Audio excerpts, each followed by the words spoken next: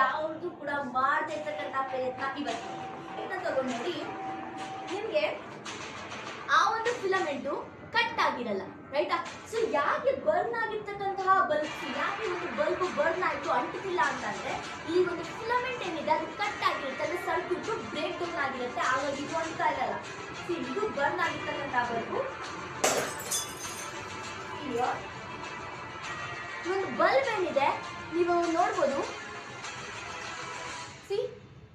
ಇವಾಗ ಆ ಒಂದು ಬರ್ನ್ ಆಗಿರೋ ಬಲ್ಬ್ ಅಲ್ಲಿ ಒಂದು ಸ್ಪೈರಲಿ ಎಲ್ಲ ಸುತ್ತಿ ಸುತ್ತಿ ಸುತ್ತಿ ಇರ್ತಕ್ಕಂತಹ ಒಂದು ಏನಿರುತ್ತೆ ರೈಟಾ, ಎಲ್ಲ ಏನಾಗಿರ್ತವೆ ಸ್ಪೈರಲಿ ಅರೇಂಜ್ ಆಗಿರ್ತಕ್ಕಂತಹ ಒಂದು ಫಿಲಮೆಂಟ್ಸ್ ಇರ್ತವೆ, ಓಕೆನಾ?